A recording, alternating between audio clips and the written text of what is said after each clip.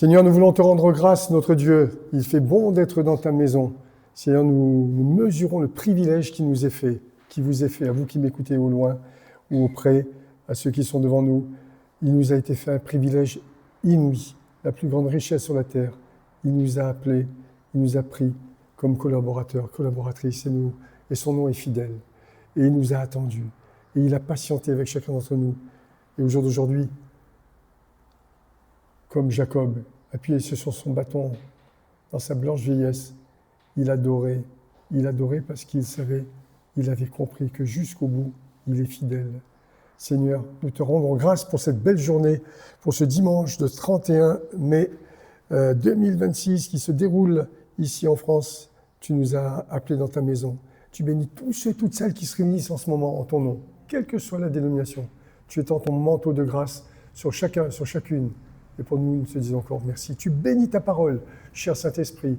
Merci pour ce que tu vas faire. C'est toi qui prends le relais maintenant et que ton nom soit jamais glorifié. Merci pour l'Esprit de Jésus qui habite en nous, Père. Amen. Amen. Bien-aimés, je voudrais finir avec vous, je vous salue de loin, et conclure aujourd'hui ce merveilleux passage que nous avons parcouru ensemble sur la construction de la foi, sur le don d'opérer des miracles. Et on s'est servi bien sûr de la vie d'Élie, et je vous ai montré depuis le début, vous pouvez regarder tous les messages sur YouTube, comment Dieu a construit un homme progressivement, comme il va le faire pour chacun d'entre nous, vous et moi, collaboratrices ou collaborateurs, afin que nous puissions rentrer dans la période où il va nous utiliser. Et il va nous utiliser, puis dans pas longtemps, en Occident. Je ne reparle pas de là-dessus, puisque vous avez entendu parler. Mais je voudrais simplement, ce matin, pour clôturer, si j'avais un titre à donner à ce message, ce matin, n'oubliez jamais cela, le don d'opérer des miracles. Oui, mais n'oubliez jamais ça, il n'y a pas de succès sans successeur. C'est quelque chose que Dieu enseigne d'une façon un peu invisible dans la Bible. Il n'y a pas de succès sans successeur. Écoutez bien pourquoi je vous dis ça. Et ça sera la dernière partie du don d'opérer des miracles. Je commence par la parole du Seigneur que vous aimez. On a lu donc 1 Roi 18, 17 la dernière fois, comment il a combattu contre Jézabel, etc. Et le Seigneur de dire, à la fin au verset 18 du chapitre 19 de 1 Roi, « Mais je laisserai en Israël 7000 hommes, tous qui n'ont point fléchi le genou devant Baal, et dont la bouche ne l'a point baisé. » Élie pensait être le seul. Et j'ai bien pris soin de vous dire la dernière fois, même si vous n'êtes pas connu, ne vous inquiétez pas d'être connu ou célèbre au milieu des hommes ou quoi. Mais peut-être des Bénignes, peut-être des Reinhard Bonnke, il y en a des millions en France qui ne le savent pas. Et on n'a pas comptabilisé. Mais Dieu voit toutes choses. Il va dire à Élie, non, toi seul, tu m'as épargné, non, attends, écoute, je vais te dire, il y en a quand même 7000, hein. Et ça doit nous garder humbles et petits. Ne vous inquiétez pas que vous n'êtes pas reconnus des mouvements, vous qui m'écoutez, que vous n'avez pas une place sur l'estrade à côté du pasteur ou je ne sais pas quoi. Vous êtes connus de Dieu et ça, c'est de loin le plus important. Dans Élisée,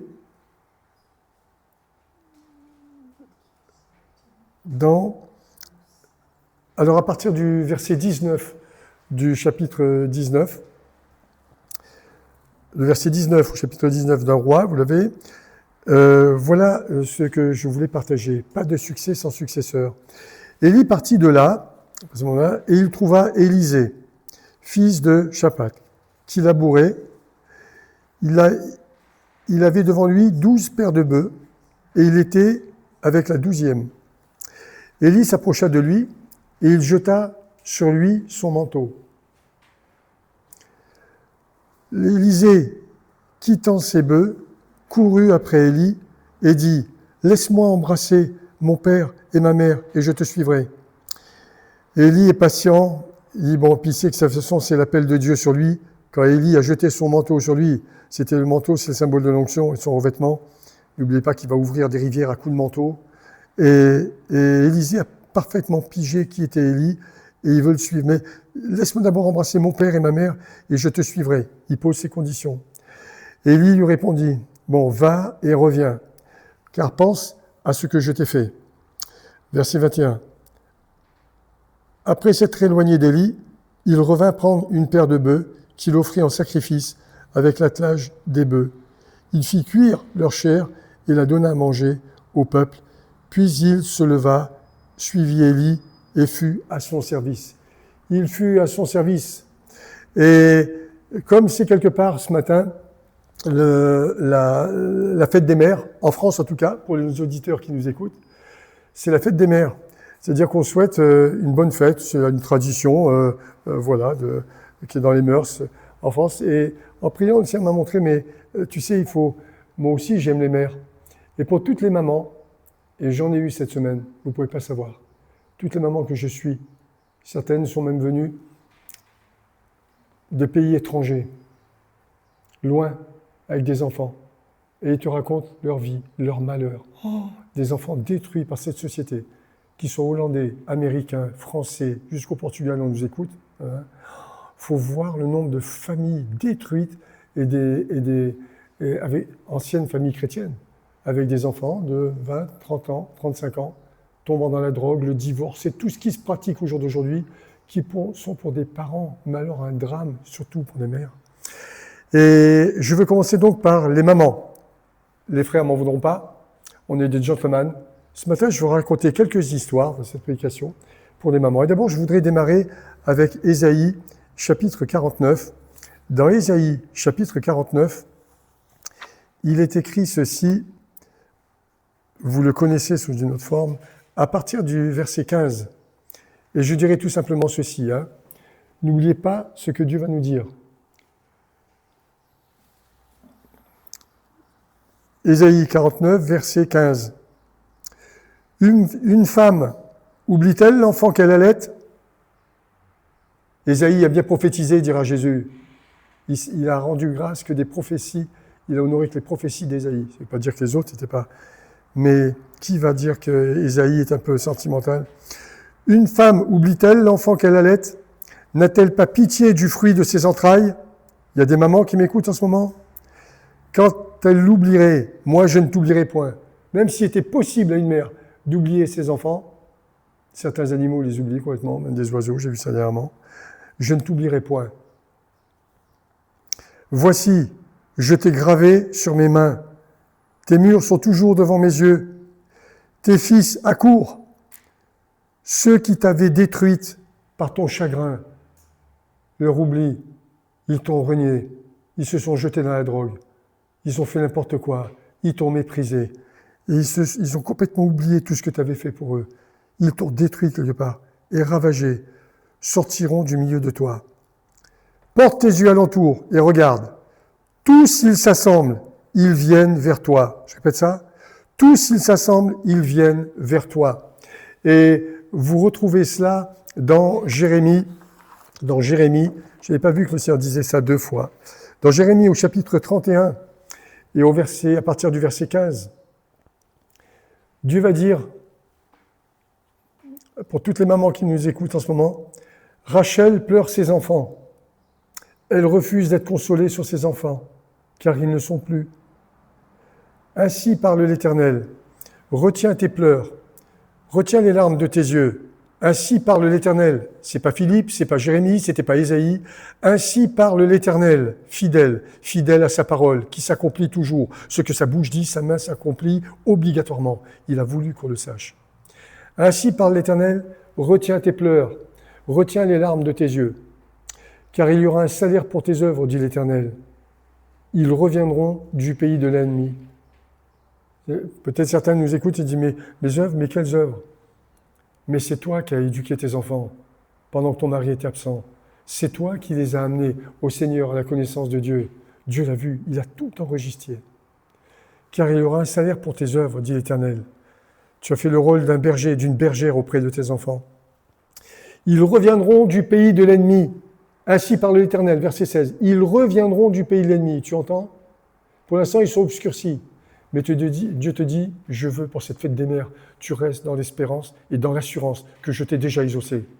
Tu ne sais pas encore le jour, mais regarde. Certains sont en train de revenir en courant vers toi.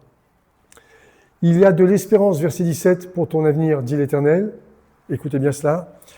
la fin du verset 17, « Tes enfants reviendront dans leur territoire. » Territoire affectif, et on va le voir au travers de plusieurs histoires que j'ai à cœur de vous raconter. « Tes enfants reviendront dans leur territoire, ainsi parle l'Éternel. Et tu connaîtras ça, et tu verras ça de tes yeux. » On va aller un peu plus loin. J'ai à cœur de commencer cette prédication pour la fête des mères par quelques petites histoires qui mêlent des mamans, des mères. Parce que des fois, je remarquais dans l'œuvre de Dieu, les frères et les sœurs retiennent tout ce qui est spirituel à cause des petites histoires qui les marquent. Puis ces histoires vous marquer et me marquer et ancrer à jamais la parole du Dieu vivant dans nos cœurs, comme si déjà ce n'était pas fait. Je voudrais vous parler ce matin de la femme de Job. Vous connaissez la femme de Job? Vous en avez entendu bien sûr parler, c'est certain. La femme de Job. Ce que j'aime dans la femme de Job, c'est qu'elle a une vie quand même hors du commun. Tous connaissent ici l'histoire de Job, et je vous invite à la lire dans ce temps de vacances, si vous ne connaissez pas en détail. Mais voilà, Job est un homme aimé de Dieu. Sa vie, c'est quelques scènes, quelques tableaux qui sont dépeints. Et c'est un homme qui aime le Seigneur. Satan vient, il vient le voir devant les anges, et Dieu va dire, tu as vu mon serviteur Job, comme vraiment il rend vraiment il rend l'honneur. Il n'y en a pas un comme ça sur terre, comme Job et tout ça. Et le diable, tout de suite, va l'attaquer devant les anges. Oui, d'accord, je paraphrase. Mais est-ce que c'est d'une façon désintéressée que Job fait ça? Bien sûr, tu l'as béni, tu as vu ses troupeaux, tu as vu ça. Alors bien sûr, il ne va pas te maudire, hein, mais touche un peu à ce qui lui appartient. Et moi je te dis, et il le dit ça devant les anges. Il y a 2/3 des anges qui sont avec Dieu, qui écoutent ça. Et oui, je viens de patrouiller la terre. Oui, c'est facile. Tu as vu comme tu l'as béni, ses troupeaux, ses enfants, etc. Mais touche un peu à sa vie. Et moi je te dis, qu'il te renie en face. Ah là là. Et Dieu va dire à Satan, d'accord, je te le laisse, je vais te faire une démonstration, tellement j'ai confiance en lui, mais ne touche pas à sa vie. Et Job ne mourra pas. Ok, il se retire. Et à partir de là, la partie d'échec commence. Et alors, Job est un homme pieux. Des fois que ses enfants, il a déjà 10 enfants, aient péché, eh bien, il jeûne, il prie pour eux, il intercède pour couvrir leur... Vraiment. Des fois, ils oublient même de l'inviter, ils font la fête entre eux, mais c'est pas grave, il n'en prend pas ombrage, il prie pour eux afin que toute sa maison soit pure, comme vous l'avez fait, chère maman, pour vos enfants depuis tout petit. Et à un moment donné, le serviteur vient et dit, tu sais, tes troupeaux, ils sont morts et tout ça. Il revient, tu sais, tous tes enfants, ils sont morts. Waouh, 10 enfants d'un coup. Est-ce que quelqu'un peut penser une minute que Job, pieux comme il était, il avait épousé une Philistine, tu sais, celle qui pense qu'à se faire belle, et voilà, le cœur, c'est comme un pois chiche, mais c'est l'apparence qui compte. J'ai rien contre les pois chiches. Pas du tout. Job avait une épouse à sa hauteur. Et Dieu, parce que devant Dieu, il n'y a ni homme ni femme. Vous êtes un quand vous êtes mariés. Ils ont eu le temps d'avoir 10 enfants. Ils sont un devant Dieu. Mais il y a une différence entre l'homme et la femme. Et là, au chapitre 2, à partir du verset 9, Job, il est frappé d'un ulcère malin. Déjà, le diable lui en met plein le nez, etc. Mais il ne renie pas Dieu. Et sa femme vient, elle passe à la maison serment, elle pleure sur les 10 enfants qu'elle vient de perdre. Et sa femme lui dit, tu demeures ferme dans ton intégrité? J'imagine la situation. Quoi? Tu es encore là en train de prier? Tu pries Dieu? Mais tu n'as pas réalisé qu'on a perdu 10 enfants? Ils sont morts. Tu réalises qu'on a perdu 10 enfants? Et dans son dépit, ça, il dit, maudit Dieu et meurt. Suicidons-nous, maudit Dieu. Verset 10, mais Job lui répondit, tu parles comme une femme insensée. Job lui répondit, pas Dieu lui répondit. Job lui répondit, tu parles comme une femme insensée. Dieu le laisse parler. Dieu n'a pas dit amen à ça. Quoi, nous recevrons de Dieu le bien et nous ne recevrions pas aussi le mal? En tout cela, Job ne pécha point par ses lèvres. La femme, dans son dépit, lui a dit, maudit Dieu, et Dieu ne dit rien. Pourquoi? On l'a lu tout à l'heure. Parce qu'une femme, oublierait-elle l'enfant qu'elle allait? On a lu le verset 49 tout à l'heure. Ésaïe 49. Regardez, prenez Ésaïe 49. Je crois qu'on lit. Une femme, à partir du verset 15, une femme oublierait-elle l'enfant qu'elle allait? N'a-t-elle pas pitié du fruit de ses entrailles? Mais c'est Dieu qui a donné ça. Il a créé l'homme et la femme. Il ne peut pas reprocher à une femme d'avoir ces sentiments-là. Ça ne veut pas dire que Job n'aimait pas ses enfants. Mais c'est la fête des mères. Je prêche d'abord aux mamans. J'encourage d'abord les mamans. N'a-t-elle pas pitié du fruit de ses entrailles? 10 d'un coup. Mais qu'est-ce que j'ai fait? Comme il dirait au jour d'aujourd'hui, qu'est-ce que j'ai fait au bon Dieu, Dieu? Pourquoi ça m'arrive à moi? Mais c'est légitime des questions pareilles. Dieu fait silence. Il observe. Ça ne veut pas dire qu'il t'a abandonné. Quand elle l'oublierait, moi je ne t'oublierai point. Chère maman, je ne t'oublierai point, c'est écrit. Voici, je t'ai gravé sur mes mains. Tes fils accourent, ceux qui t'avaient détruite, verset 17, et ravagé, sortiront du milieu de toi. Porte tes yeux alentour et regarde. Tous, s'ils s'assemblent, ils reviennent à toi. Une femme oublierait-elle l'enfant qu'elle allait? Et la femme de Job, elle est passée par là aussi. Si vous regardez, la Bible nous dit que la fin d'une chose vaut mieux que son commencement. On oublie la femme de Job, on n'entend plus parler pendant quelques chapitres. Et au chapitre 42 de Job, à partir du verset 10, voilà ce qui est écrit pour les mamans. L'Éternel rétablit Job dans son premier état. Quand Job eut pitié pour ses amis, et l'Éternel lui accorda le double de tout ce qu'il avait possédé. Les frères, les sœurs et les anciens amis de Job vinrent tous lui rendre visite. Ils mangèrent avec lui dans sa maison. Ils le plaignirent et le consolèrent de tous les malheurs que l'Éternel avait fait venir sur lui. Et chacun lui donna un késita et un anneau d'or, en signe d'alliance, de retrouvailles. Pendant ces dernières années, Job reçut de l'Éternel plus de bénédictions qu'il en avait reçu dans les premières. Il posséda 14 000 brebis, oui c'est le double, 6 000 chameaux, c'est le double, 1000 paires de bœufs, c'est le double, 1000 ânesses, c'est double. Mais même si je vous donne autant d'animaux, le souvenir de tes enfants, même en tant que père, il reste gravé. J'ai des fils, ils sont encore vivants, gloire à Dieu. J'aime mes fils, c'est inoubliable. Des enfants, c'est inoubliable. Dieu ne peut pas t'oublier, nous sommes créés à l'image de Dieu. Il eut 7 fils et 3 filles. Tiens, 10. Il donna à la première le nom de Jemima, à la seconde celui de Kétia, à la troisième celui de Kérénapuk. Je n'ai pas le temps de m'étendre là-dessus, mais ces 3 noms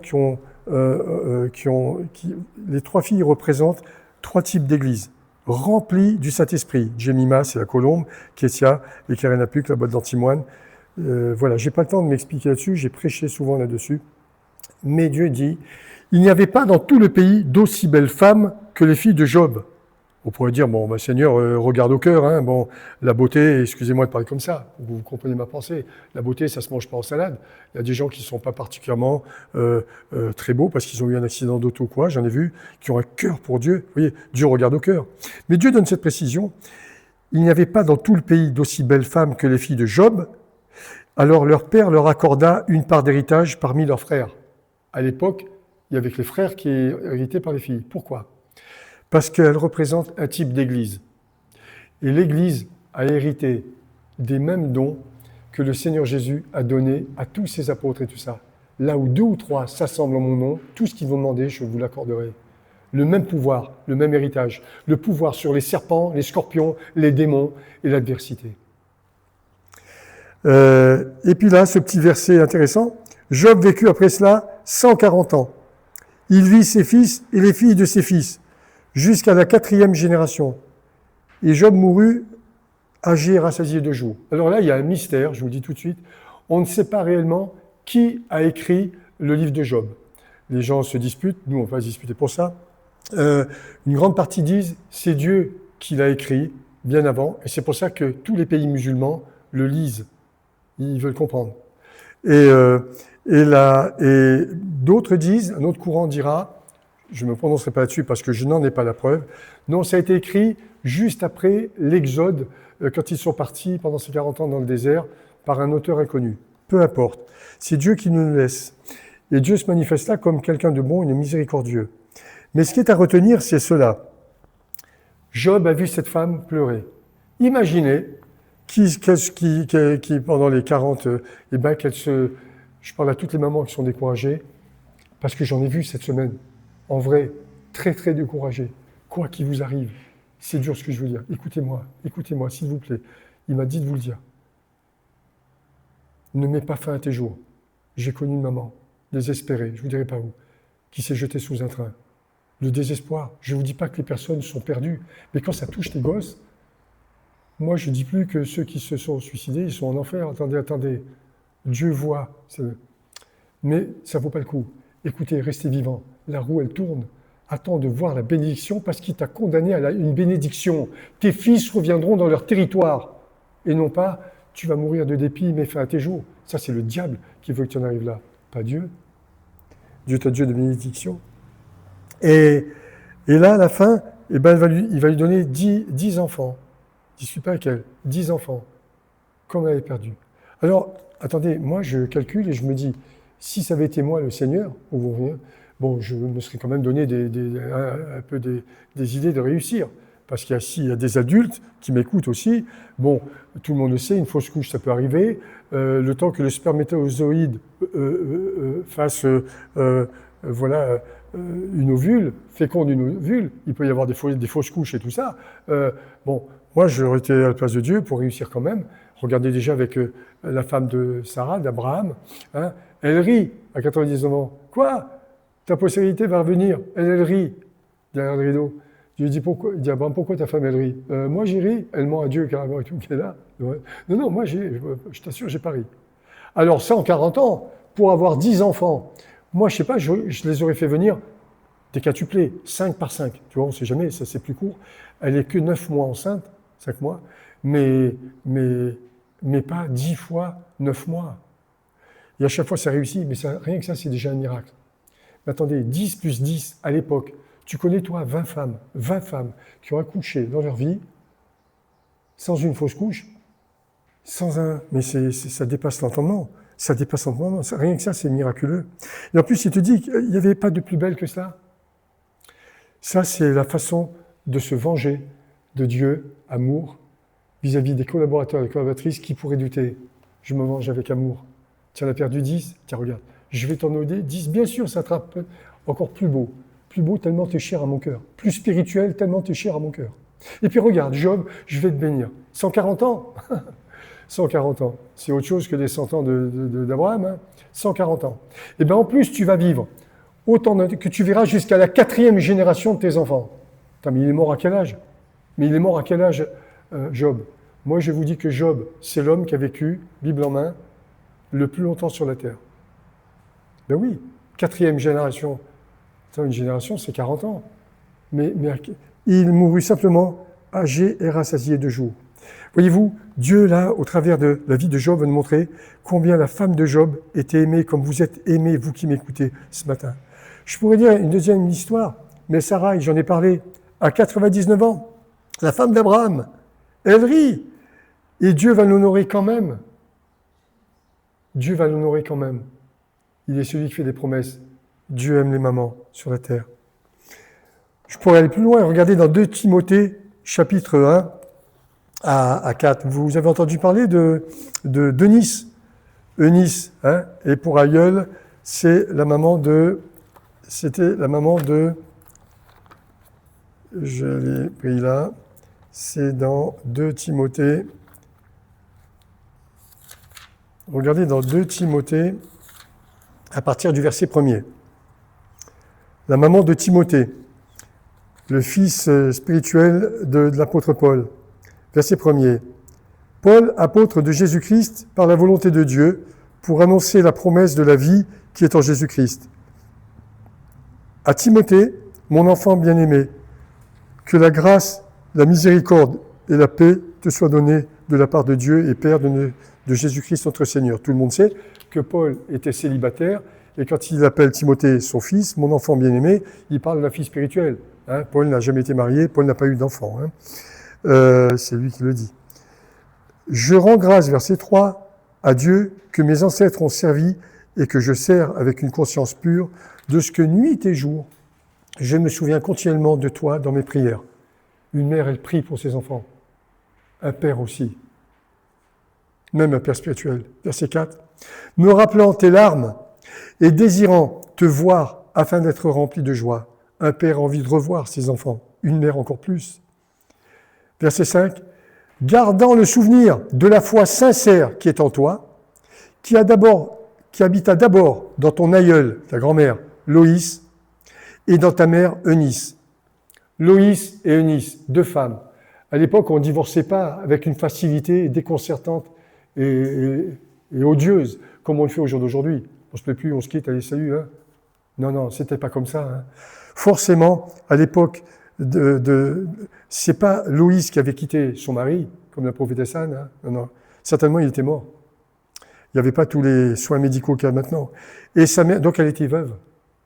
Et sa mère, Eunice, pareillement, certainement le mari était mort avant. Parce que si elle avait, ouais, je supporte plus mon mari, j'ai divorcé, alors Paul, pour lui faire plaisir, bon ben, moi je vais sauver au moins ton gosse. Ben, pas du tout. Paul, il s'approchait de choses très simples qui brisaient son cœur. Cet enfant n'avait pas eu ni de grand-père, ni de père. Dieu a pitié de lui. On le verra plus tard. Il fera la même chose avec Jean-Marc, qui n'avait pas eu de père, et avec Saint-Pierre. Dans ton aïeul, Loïs et ta mère Eunice, qui, j'en suis persuadé, cette même foi, il rend témoignage de sa foi. Le souvenir de cette foi sincère, qui habita, j'en suis sûr, habite aussi en toi. Et il va l'exhorter, comme un père exhorte son enfant. Eunice, mère de Timothée, veuve, elle va élever seule son enfant. Il y en a qui m'écoutent. Vous savez ce que c'est, élever seul un enfant ? Quand il va à l'école, le souci que tu te fais, tu dois travailler à l'extérieur, tu te fais du souci, il va faire sa crise de préado, d'ado, il est influencé par les camarades à l'école, comme je l'ai entendu cette semaine, de pays étrangers. C'est la même confusion dans tout l'Occident. Et Dieu va faire un cadeau à cette maman. Bonne fête, maman. Bonne fête, maman Eunice. C'est un mec qui s'appelle Eunice. Il va faire de ton fils orphelin un apôtre hors norme. Aux côtés de Paul, son fils bien-aimé. Bien sûr, Paul en a eu d'autres, hein, il y a toute une équipe. Mais Timothée, c'était son enfant chéri.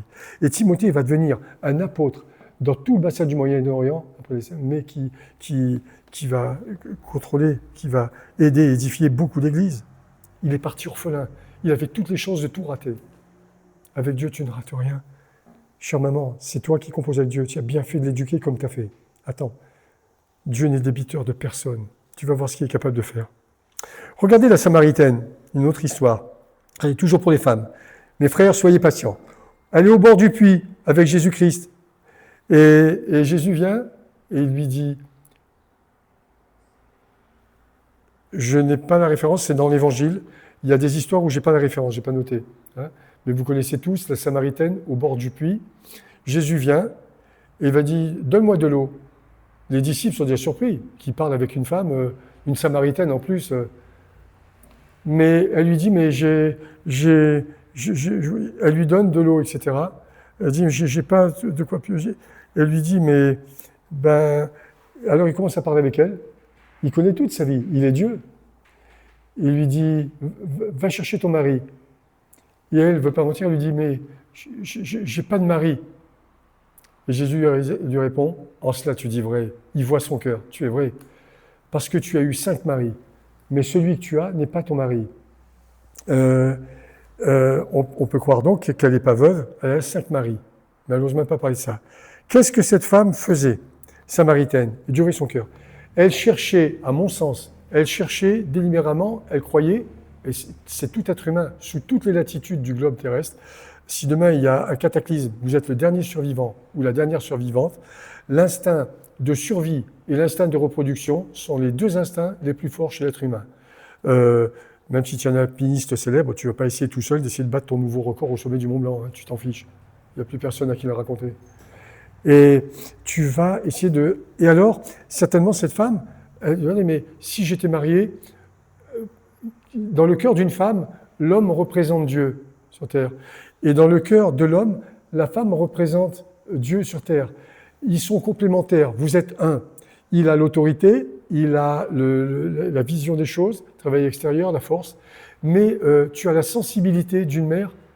Il ne pleure pas Parce qu'il n'a jamais allaité un enfant. Dieu dit, un homme pleure-t-il l'enfant qu'il a allaité? Mais on n'est pas chez les transgenres ici. Hein. Même les transgenres, ils allaitent pas. Hein. Il n'y a qu'une femme qui voit ça. Dieu ne se trompe pas. Et là, la Samaritaine dit, mais j'ai eu 5 maris. Il lui dit pas, oui, tu as eu raison. Bon, quand tu seras pur, retourne avec ton premier mari, ensuite on parle. Pourquoi? Mais parce qu'il la faisait pécher. Dieu est l'accomplissement de la loi, Jésus est l'accomplissement de la loi. Elle ne pouvait pas revenir avec son ancien. Et elle ne parle même pas de son. Et vous savez la bénédiction qu'elle va hériter par Jésus. Et elle témoigne partout. Elle ne te parle ni de son dernier mari, ni de l'avant-dernier. Elle a trouvé ce qu'elle cherchait auprès des hommes. C'était lui qui apporte la paix du cœur. Bien sûr tu as besoin d'un mari ou d'une femme, ne me faites pas dire ce que je n'ai pas dit, mais la paix du cœur, ce n'est pas un homme qui peut te la donner. L'amour du Saint-Esprit, ce n'est pas un homme qui peut te le dire, qui peut te le donner. Mais nous avons tous besoin du Saint-Esprit. Mais cependant, il faut rester, aimer notre conjoint, notre conjointe, si nous sommes mariés. Hein.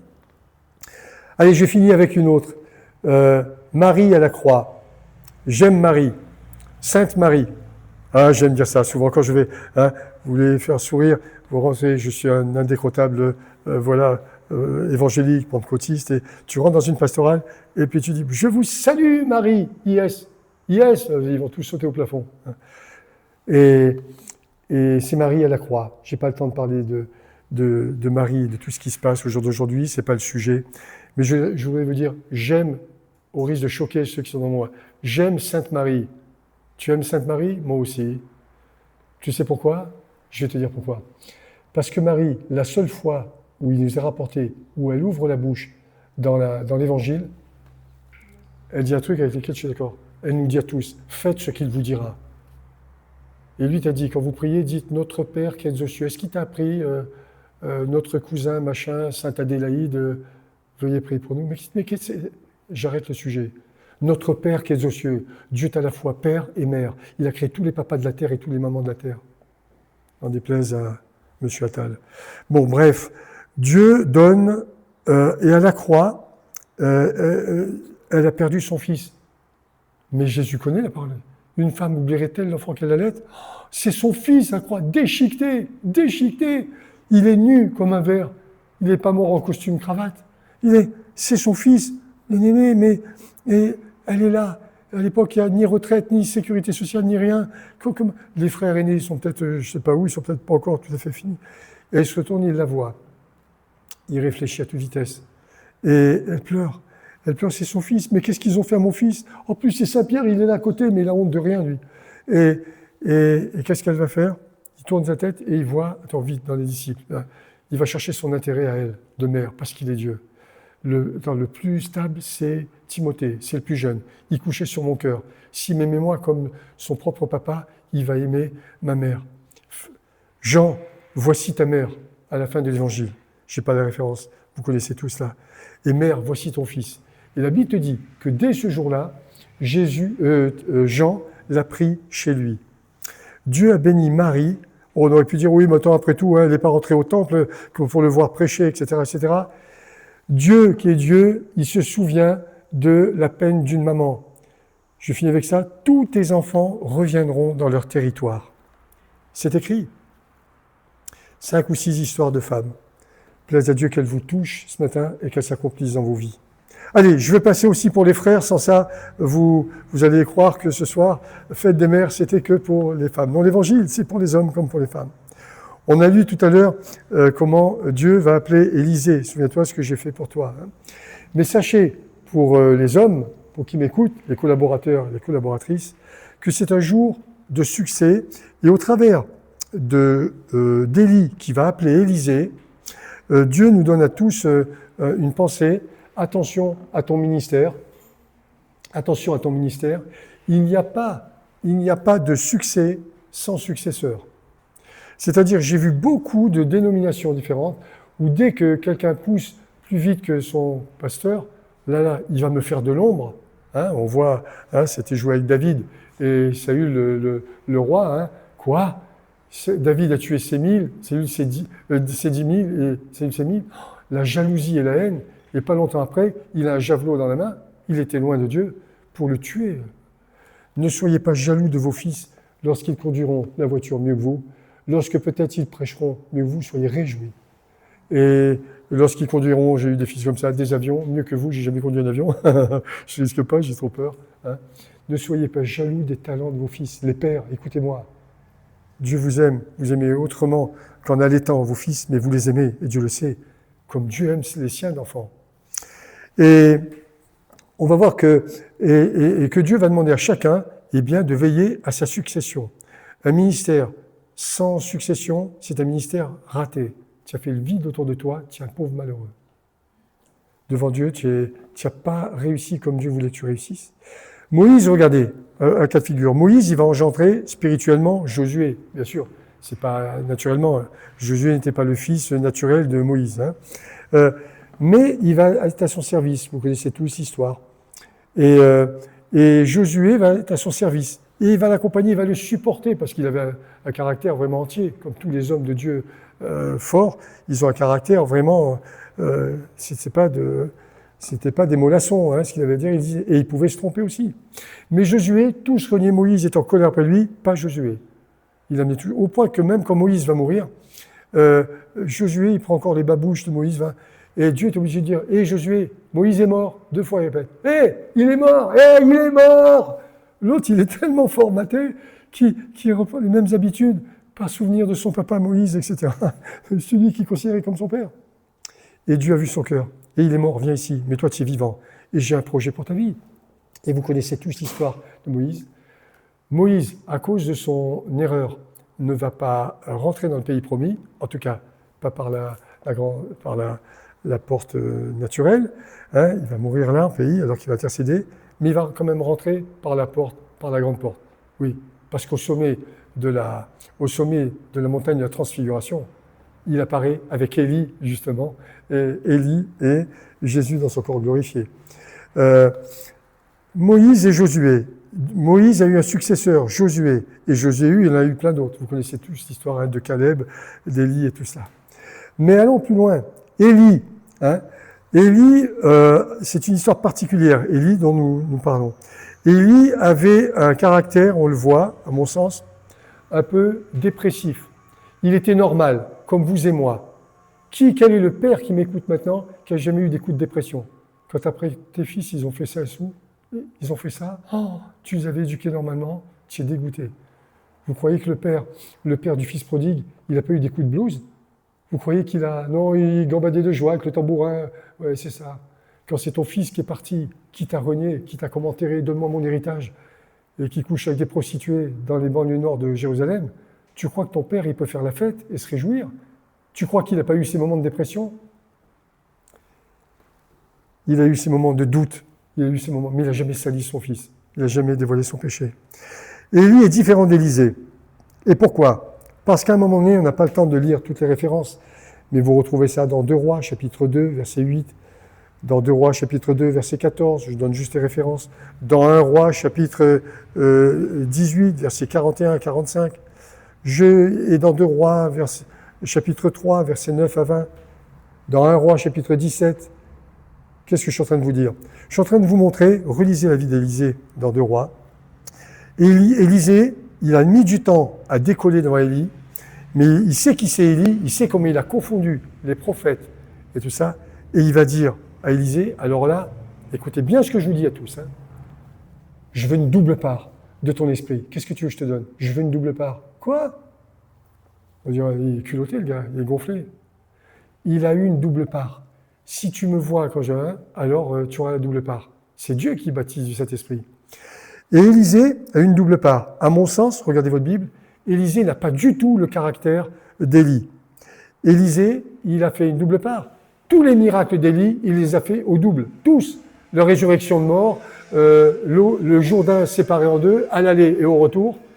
Et Josué et Élisée, c'est un des rares que tu ne vois jamais pleurer comme Élie, qui est un peu dépressif, qui était humain, il avait une simple part. Et ça doit nous encourager à demander une double part. Il vous est avantageux que je m'en aille. Vous ferez des plus grands miracles que j'ai faits. Mais comment tu veux faire des plus grands miracles que Jésus? Ah oui, une double part. Élisée, à aucun moment de sa vie, même quand il est... Et des fois, il a eu quand même des... Il y avait de quoi avoir des coups de blues. Ben oui, quand Géasi, le serviteur que tu as choisi, quand moi j'en ai choisi d'autres, en Algérie à d'autres moments, certains se sont perdus pour du business. Mon pasteur à l'époque m'a dit, tu sais, ils seront tentés tous, quand tu ne seras pas là, par les femmes, par l'argent, par la célébrité. Ah là là, si tu étais là, ils ne seraient pas tentés. Dieu veut les tester. Et Gadi a été testé. Il a été testé, comme Judas a été testé. Il prenait la Seine-Seine avec tout le monde pour 30 pièces d'argent. Et Gadi, c'est Élisée qui avait dit, ben viens. Ça veut dire que vous aurez un successeur, vous pouvez appeler un successeur dans l'église, mais s'il veut se perdre, c'est pas toi le divin berger, s'il veut se perdre, il sera testé quand tu ne seras pas là. Et s'il se perd, c'est pas toi qui as fait un mauvais choix, c'est pas ça. Il a joué, puis il s'est perdu tout seul. Et vous connaissez tous l'histoire de Gazi. Il fait venir que Élisée n'a pas le sens des affaires. Attends, le roi de Syrie ou je sais pas quoi vient. Attends, moi je vais lui demander, non, tu sais tout ce qu'il voulait te donner, tu peux me le donner à moi et tout. Enfin bref, dans le dos d'Élisée. Et quand tu reviens, Élisée dit, mais qu'est-ce que tu as fait? Mais qu'est-ce que tu as fait? Tu crois que je ne te voyais pas? T'es perdu, comme Judas. Allez, garde tes 30 pièces d'argent. T'es fini. Et il s'est vidé de son sang, à Keldama, le même jour où, à Golgotha, Saint-Pierre pleurait. Timothée, Paul, il va enfanter Timothée, on l'a vu, et beaucoup d'autres. Élisée, Élisée, lui, va rester toujours positif, à aucun moment, jusqu'à la fin de sa vie, il a un coup de blues ou un coup de doute. Plus que vainqueur, double onction. Réclamer ça. Et tous les miracles qu'Élie va faire, lui, il va les faire au double. C'est le seul qui va rester, de tous les prophètes que je vois, positif jusqu'au bout, sans jamais douter de ce que Dieu lui a demandé de faire. Vous regardez aussi, par exemple, pour mes frères, je vais finir, Jésus-Christ. Jésus-Christ, il va, pareillement, il est notre Père à tous, il est le Père des 12 apôtres. Judas, je l'ai dit tout à l'heure, il faisait partie des 12, et comme il a dit, mais surtout, pour Jésus-Christ, il est, quels sont ses enfants, ses fils préférés? Réfléchissez. Vous qui m'écoutez, mes bien-aimés, mais c'est vous, Père, me voici, ceux que tu m'as donnés. Mais il parlait pour toute l'Église de tous les siècles. En Jésus-Christ, il n'y a plus ni homme ni femme. Bien sûr que sur terre, il y a hommes et femmes. Mais en haut, nous n'aurons plus des enfants. Mais c'est un ministère spirituel. Il est Dieu le Père aussi. Le Père et moi, nous sommes un. Je ne fais que ce que je vois faire au Père. Et le Père l'a ressuscité. C'est pour ça que je sais, Père, me voici moi et ceux que tu m'as donnés. Et Dieu va le ressusciter. Ça veut dire qu'il accomplit la promesse pour tous ses enfants.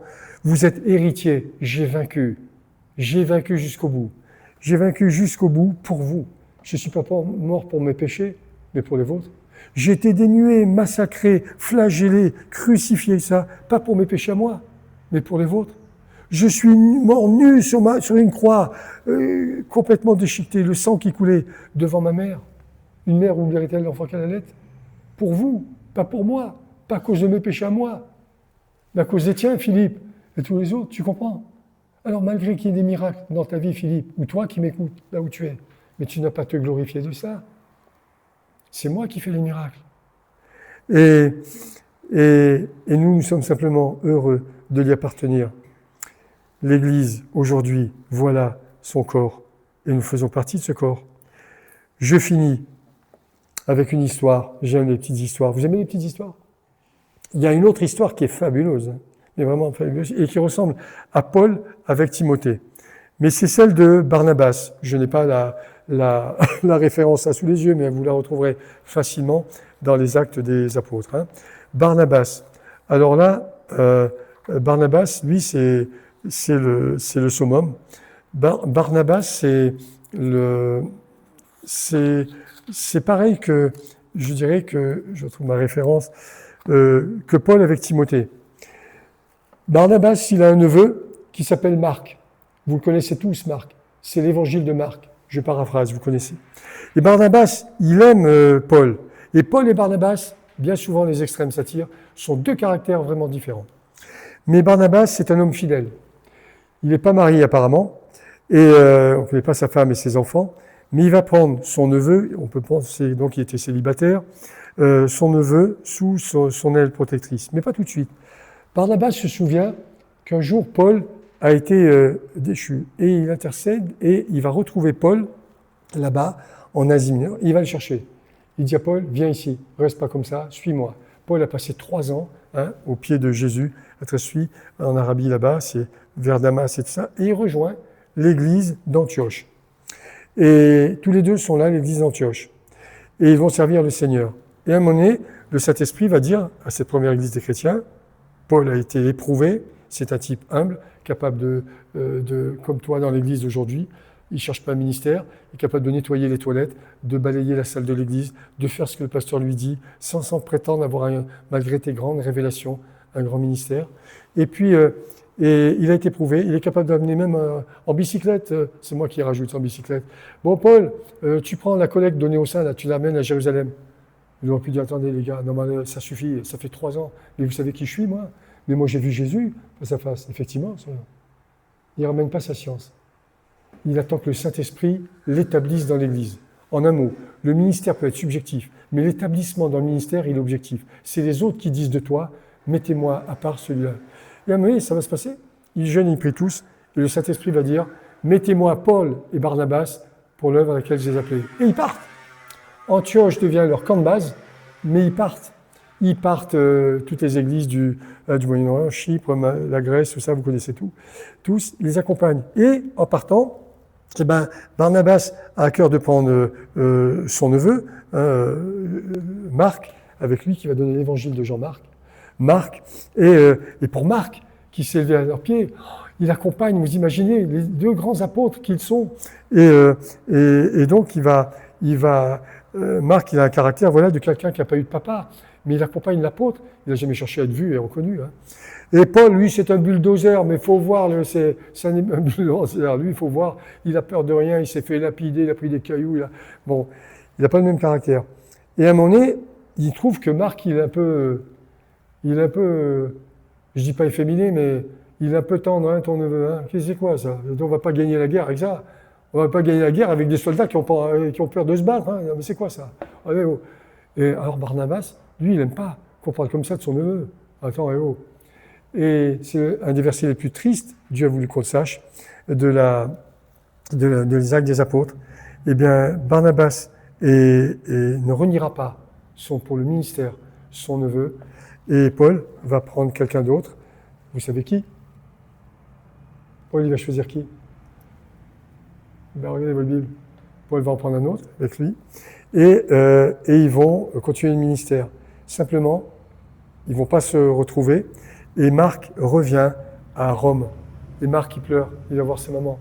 Oh maman, je me mets à sa place. J'ai raté le ministère. J'ai raté le ministère. J'étais avec Saint Paul. Je ne sais pas pourquoi, j'ai eu peur à la fin. J'ai eu peur. Il n'avait pas eu de papa terrestre. Dieu ne disqualifie pas ceux qui n'ont pas eu de papa, qui ne peuvent pas savoir. J'ai eu des fils. Ils ont appris à grimper des cascades de glace et tout, à faire des trucs de bonsaï pendant que maman n'était pas là. Voilà. Je les ai appris à vaincre sur terre avant de vaincre au ciel. Et j'ai essayé d'en faire des hommes courageux. Et là, Saint Pierre le voit. Pierre le voit. Ah, Pierre le voit. Et Pierre se souvient que lui aussi, apparemment, il n'avait pas d'enfant, mais il avait une épouse. N'en déplaise à Rome. Pierre avait une épouse. Quand il descend dans la maison, le paralytique, de la belle-mère de Pierre, c'était la belle-mère de Pierre, c'était pas la deuxième femme de son père, hein, c'était pas l'époque d'aujourd'hui. Hein. Il avait une femme, et Paul le dira à Monet, et moi non plus, et puis je peux avoir une femme comme Pierre, d'accord? Donc je suis pour Marie, la seule fois où elle a ouvert la bouche, elle a parlé comme il faut à la croix, alors que Philippe, moi je m'appelle Philippe, la seule fois où il a ouvert la bouche dans l'évangile, il a dit que des sottises, voilà. Marie au moins elle a dit, faites tout ce qu'il vous dira. Elle avait raison. Et là, elle se souvient, Pierre se souvient de ce que Jésus a fait pour lui. Va dire à Pierre, va dire à mes disciples et à Pierre, il l'a rattrapé. C'est un vrai père.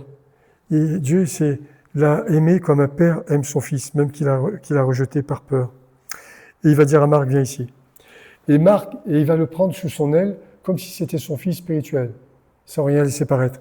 Et c'est pour cela que l'évangile de Marc, et Dieu va rétablir, Dieu a permis qu'un des 4 évangiles soit celui de Jean-Marc. En fait, c'était Marc. Et c'est l'évangile le plus court. Parce que Pierre, c'est un homme d'action. Jésus a fait tel miracle là, tel miracle là, tel miracle là. Si tu veux tout savoir, il faut lire Luc, mais des détails. Mais Jean-Marc, voilà, c'était les miracles. Dieu a honoré. Il n'était pas contre ce qu'ont fait Barnabas et Paul. Et plus tard, Paul va reconnaître, parce qu'il dira dans une épître à Timothée, dit à Jean-Marc de revenir, etc. Paul avait reconnu son erreur. Mes frères qui m'avaient écouté, on n'est pas obligé de faire des erreurs. Aimez vos enfants, même lorsqu'ils vous déçoivent. Bénissez ce jour glorieux et souvenez-vous, vous qui êtes pasteur ou responsable d'église, quelle que soit votre dénomination, s'il vous plaît, ne te vante pas de ton grand ministère alors que tu as tellement été imbuvable, tu as fait tellement l'ombre autour de toi, mais tu vois pas que tu avais un javelot à la main, comme Saül, tu voulais tuer celui qui est... Réjouis-toi plutôt lorsqu'il prêchera mieux que toi, lorsqu'il conduira la voiture mieux que toi, lorsqu'il conduira les avions mieux que toi, lorsqu'il réussira sa profession mieux que toi. Réjouis-toi. En cela, tu ressembles à ton Père au ciel. Tu seras parfait comme ton Père céleste est parfait. Amen. Je veux prier pour vous ce matin. N'oubliez pas le don des miracles, oui, mais le plus grand des miracles, souviens-toi de cela, c'est que tu as pensé à donner un successeur, pas simplement à ton Église, à ta famille, à tes enfants, comme Job, jusqu'à la 4e génération, comme Job. Souviens-toi, tu es Père comme il est Père au ciel. Père Céleste, ensemble, nous voulons te rendre gloire ce matin et te dire merci pour ce que nos oreilles ont entendu. Tu es fidèle, Seigneur. Nous courbons les fronts devant toi et nous te rendons gloire ensemble. Que ton nom soit glorifié. Amen.